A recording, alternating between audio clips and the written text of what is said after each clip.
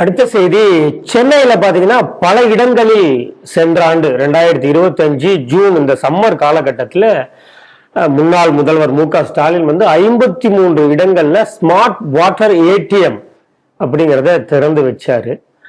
அது பல்வேறு மக்களால் அந்த நேரத்தில் அது வந்து வரவேற்கப்பட்டதுன்னு தான் சொல்லணும். இப்போ அறப்போர் இயக்கம் ஒரு ட்வீட் போட்டிருக்காங்க. அதுல என்ன சொல்றாங்கன்னா, பல இடங்கள்ல அதுல தண்ணீர் வருவதில்லை.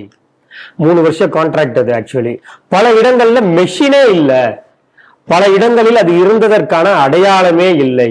அதாவது 53 லொகேஷன்ல சென்னையில மட்டும் வச்சிருக்காங்க. சுமார் 6 கோடி அதற்கான செலவு நடந்திருக்கு. 3 வருஷம் கான்ட்ராக்ட் இருக்கு. இவ்வளவு விஷயங்களும் நடந்திருக்கு. பல இடங்கள்ல வந்து மிஷினை காணும் இப்ப அப்படின்னு அறப்போர் இயக்கம் ஒரு பகீர் குற்றச்சாட்டை வைத்திருக்கிறது. இதற்கு தாவேக அதுவும் நடவடிக்கை எடுக்குமான்னு தெரியல. இந்த செய்தி எப்படி பாக்குறீங்க? நீங்க சொன்ன மாதிரி இந்த ஸ்மார்ட் வாட்டர் ஏடிஎம் அதை தொடங்கி வச்சுட்டு அது முதல்வரும் துணை முதல்வரும் அந்த பொத்தானை அழுத்தினால் தண்ணீர் கொட்டுமே அப்படின்னு சொல்லி அதுக்கு வந்து ஒரு வீடியோலாம் ரெடி பண்ணி அப்படின்னு சொன்னாங்க. நம்ம ஆளுங்க உடனே போய் இந்த இடத்துல பாருங்க தண்ணி வரல அப்படின்னா நீ அதை எப்படி அழுத்த வேண்டும் அப்படின்னு ஒரு செய்முறை விளக்கம்லாம் வேற. அப்ப டிஎம்கே ஐடிவிங்களையும் போட்டுருந்தேன். டேய், நாங்க வந்து தவிச்ச வாய்க்கு தண்ணி கொடுக்குறோம், அதை கிண்டல் பண்ணியாடா நீங்கள்லாம் வீடியோ போடுறீங்கன்னு டேய் சங்கிகளா அப்படின்லாம் வந்து நம்மளை எல்லாம் திட்ட ஆரம்பிச்சாங்க. ஏன்னா இது முதல் கோணல் முற்றும் கோணல்னு அப்பயே சொல்லிடுச்சு. இது ஆரம்பிக்கிறப்பே இது தில்லாலங்களில் விளம்பரத்துக்காக செய்யப்பட்டது தான் அப்படின்னு. அறப்போர் இயக்கம் மிக முக்கியமாக ஒரு விஷயத்த சொல்றாங்க. அவங்க அழகா மேப்பிங் ஷேர் பண்ணியிருக்காங்க அவங்களுடைய ட்விட்டர் தளத்துல, எக்ஸ் தளத்துல. ஏற்கனவே நம்ம ஜெயராமன் அவர்கள் எல்லாம் பேட்டி எடுத்திருக்கோம். சில விஷயங்கள்ல அவங்க ரொம்ப இன்டெப்தா ஃபோக்கஸ்டா சில விஷயங்களை எக்ஸ்போஸ் பண்றாங்க அப்படிங்கிறது. அவங்களுடைய வழிமுறையில சில இதுல நமக்கு கருத்து வேறுபாடுகள் இருந்தா கூட, ஆனால் ஒரு விஷயத்தை எடுத்தோம்னா அதை வந்து கடைசி வரைக்கும் போயிட்டு அதை ஃபைட் பண்றது, லீகலாக ஃபைட் பண்றது அப்படின்னு. இப்போ இந்த விஷயத்துல அவங்க என்ன சொல்றாங்கன்னா, 53 இடங்கள்ல அவங்க மேப்பிங் எந்தெந்த ஸ்டேஷன்ல government GCC greater Chennai corporation அவங்க கொடுத்த மேப்பிங் அதை போட்டிருக்காங்க. இந்த இடத்துலலாம் இருக்குன்னு சொல்றாங்க. இப்போ இந்த இடத்துலலாம் நாங்கள் வந்து அதில் 53 இடத்துல 28 இடத்துல physically we are went there and check. அதில் என்ன சொல்றாங்கன்னா, ஒரு 28 இடத்துல நாங்கள் ஆய்வு பண்ணதுல 17 இடத்துல வந்து மிஷின் வந்து ஒழுங்கா வேலை செய்யல. பல இடங்கள்ல மிஷின் நீங்க சொல்றது மாதிரி இருந்ததற்கான சுவடே இல்லை. அந்த தண்ணி வந்து துர்நாற்றம் வீசுகிறது. ஏன்னா அதை யூஸே பண்ணாத முடியாத அளவுக்கு இருக்குது. அவர் கேட்கறது என்ன, இந்த அர்பன் டெவலப்மெண்ட் இந்த இதுல இருந்தது KN நேரு, வேற ஒன்றும் இல்லை. அவங்க தொடங்கி வச்சது தானே, 6 மாசத்துக்கு முன்னால தொடங்கி வச்சது தானே. பல ஆண்டுகள் பேசும் திராவிட மாடலின் சாதனைன்னு சொல்றாங்கல்ல, பல 100 ஆண்டு பேசும் 5 ஆண்டு சாதனை, ஓராண்டு சாதனை 100,000 பேசும் அப்படின்னாங்க. 5 ஆண்டு சாதனை பல நூற்றாண்டுக்கு பேசணும். நீங்க 6 மாசத்துக்கு முன்னால இன்ஸ்டால் பண்ணது தானேப்பா, வேற ஒன்றும் இல்லை. KN நேரு வரட்டும், ஒரு டம்ளர் தண்ணியே இங்கேருந்து குடிக்கட்டும். இது அவங்க இன்ஸ்டால் பண்ணது, வேற இடத்துலலாம் இல்லை. அப்படி அந்த அளவுக்கு துர்நாற்றம் வீசுகிறது. அதை விட அவர் முக்கியமாக இந்த முறைகேடு அப்படிங்கிற பார்ட்டுக்கு வராங்க.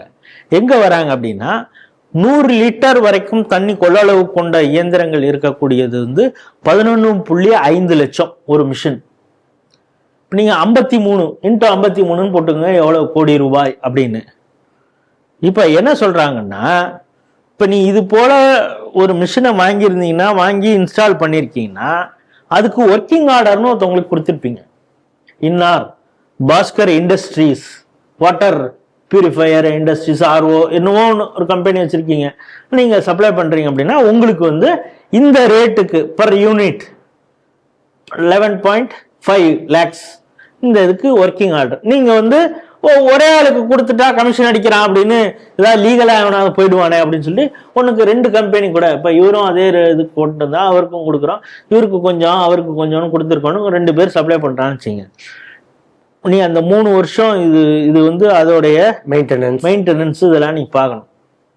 யாருக்கு முதல்ல ஒர்க்கிங் ஆர்டர், பாஸ்கரனுக்கு எவ்வளவு யூனிட்டுக்கு எந்தெந்த இடத்துல இவர் சப்ளை பண்ணியிருக்காரு, வேற ஒருத்தர் எங்கேருந்து பண்ணியிருக்காருன்னு சொல்லணும்.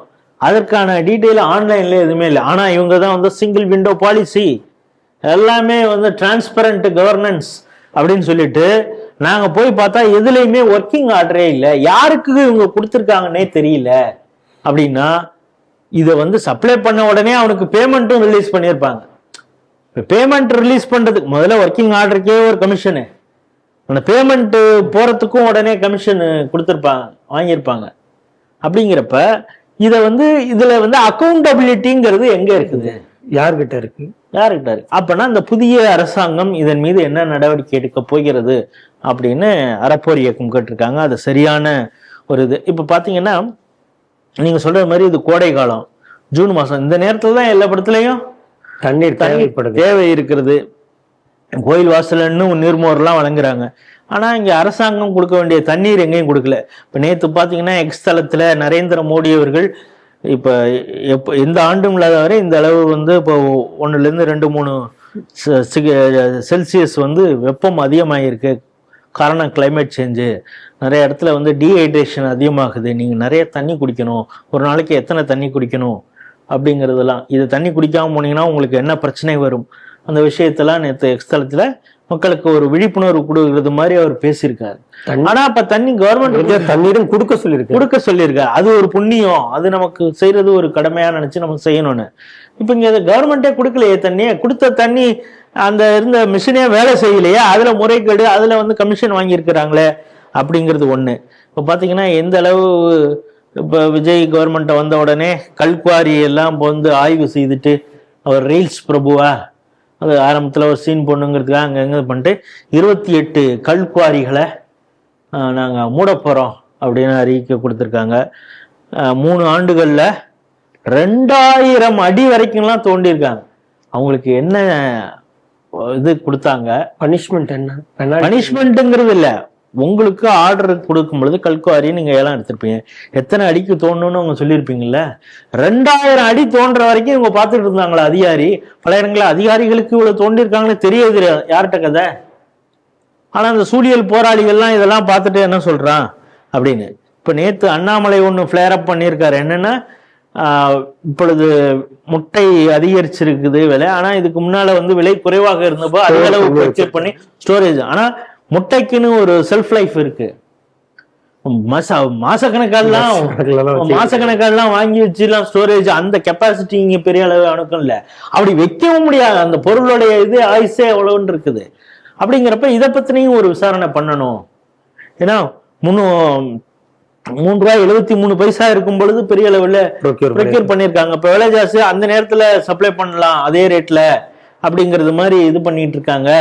இதை வந்து விசாரணை பண்ணணும், ஆய்வு மேற்கொள்ளணும்னு சொல்லியிருக்காங்க. இப்படி அந்த ஆட்சியில பல முறைகேடுகள் நடந்திருக்கு. இப்ப வீரமணி வேற சொன்னது அப்புறம் பலருக்கும் இப்பொழுது ஒரு கேள்வி எழுகிறது, இது திராவிடத்தின் தொடர்ச்சி அப்படின்னு சொல்ல ஆரம்பிச்சிருக்கார் தாவேகாவுடைய ஆட்சியை. அப்படிங்கிறப்ப எல்லாத்திலும் இந்த தொடர்ச்சி தொடருமா? ஒண்ணு மத்திய அரசை எதிர்க்கிறது, சமஸ்கிருதத்தை எதிர்க்கிறது, இப்ப வந்தே மாதத்தெல்லாம் எதிர்க்கிறது, அப்படி இந்த வேலையெல்லாம் செஞ்சிருக்காங்கல்ல. இது மட்டும் இல்லாமல் அதே வழியில திருடுறது, கமிஷன் வாங்குறதும் அதே போல தொடங்க போகிறது. ஆனா பதவி இருக்கும் பொழுது நான் காசை தொட மாட்டேன், தொடர்றவங்களையும் விட மாட்டேன் அப்படின்னு சொன்னாரு. அது அவர் வழியில கரெக்டா இருக்கிறாரு. ஆனா அது எந்த அளவுக்கு செயல்படுத்த போகிறார்கள் இங்க ஒரு கேள்வி எழுகிறது. ஆகவே அறப்போர் இயக்கம் சொன்னது மாதிரி நமக்கு கண்ணுக்கு தெரிந்து 6 மாசத்துக்கு முன்னால இன்ஸ்டால் பண்ண இந்த ஸ்மார்ட் வாட்டர் ஏடிஎம், இதுல பெரிய முறைகேடு நடந்திருக்குது. இதன் மீது நடவடிக்கை எடுப்பார்களா அப்படிங்கிற ஒரு கேள்விதான் நம்ம முன் எழுகிறது.